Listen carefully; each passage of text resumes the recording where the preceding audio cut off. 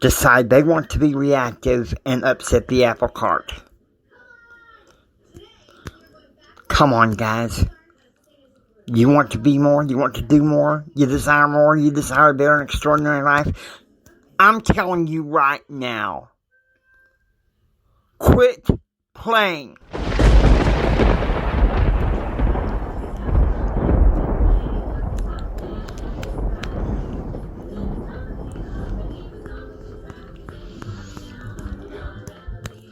Yes, my first few years in college, I played. But then things changed. In 1996, I met my ex-wife. We were dating, we got engaged. She encouraged me to really be more involved in my studies. She got me involved in my studies, and all of a sudden, blammo. I realized that playtime was over. I wasn't getting any younger. I was 28 in 1998 when I received my bachelor's degree in political science. Now I admit I floundered around for quite a few years. But I'm 51 dang years old and I'm tired of playing. You know? It's time to call it like it is, okay? When I first entered college, community college, thank goodness, I was thinking, life is a battle and life is a party. I was sucked into the reactive culture. But then, when I went off to Texas Tech, and I met my ex-wife and started going to business conventions with her,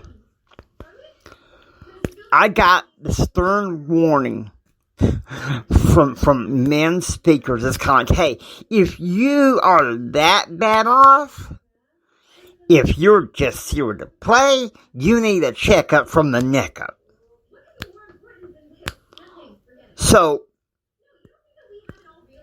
guys, I'm sorry so early to really point it out. It's funny. I was looking for some content from Les Brown, and I couldn't think of anything better than this.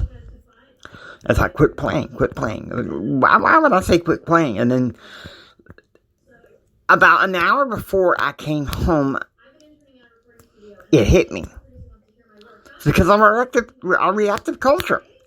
It wants us to play with the unsuccessful, but sit there and gawk at all the celebrity and all the mindlessness and come celebrate with us, come wallow with us,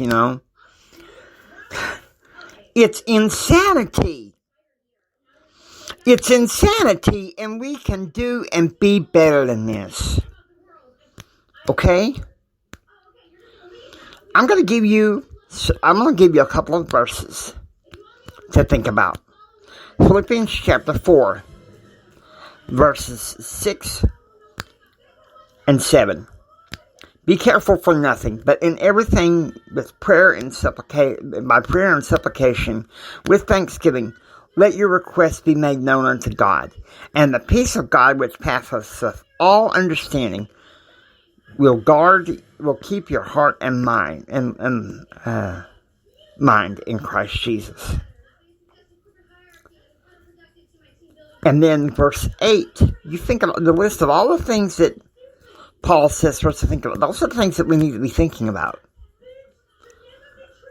But there's a problem there with our reactive culture. It likes to trap us into things that are impure. It wants to trap us in things that aren't right. It wants to trap us in things that are dishonest. It wants to trap us in things that are bad. It wants to trap us in things that are in vice. It wants to complain. It wants drama. Philippians chapter 4 preaches against this. And I'm telling you the honest God truth. Quit playing.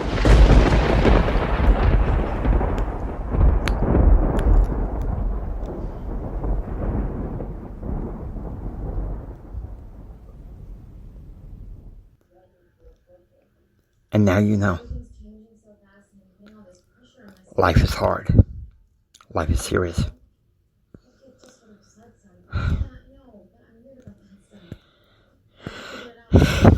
Hindsight is 20/20. And sometimes the present stinks. But the fact of the matter is, those things should not be your deterrents. Onward, ever onward. You gotta press forward, okay? You press forward.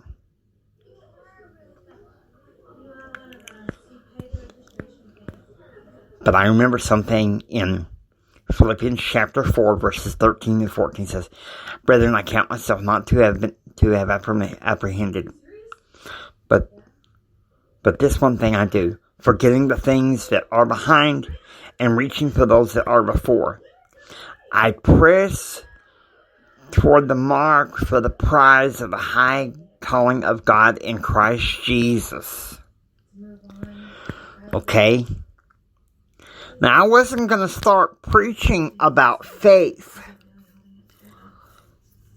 But it's kind of like after 2 weeks of being away with Zion's people, and now I am here with my own family. Nothing against them. They're good people and everything. But there is an absolute craziness in this reactive culture. But you can beat it.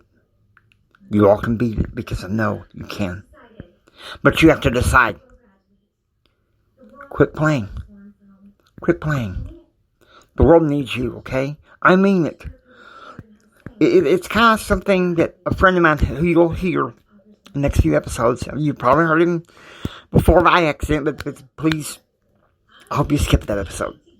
Because you're going to hear it again, a little bit more in depth. Guys, because here's the thing. The world needs you. The world needs you to be a beacon for success. The world needs you to go out there into your giftness and into your greatness. And not in your head. Because I'll tell you something, that reactive culture that we live in, it wants to be in your head. It wants to get in your head. And I'm not playing.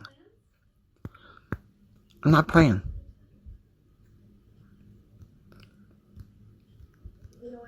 I'm sorry if this message comes across as preachy. I really had a different message in mind. I'm sorry if it came across as being harsh. But I'm at the point where I realize what happened with Texas and the power outages and everything has changed my perspective. I'm beginning to see that life isn't something you just fumble around. You have to go out there and pursue it. Pursue it. You're called of God. You know it. You need to step into it. Okay?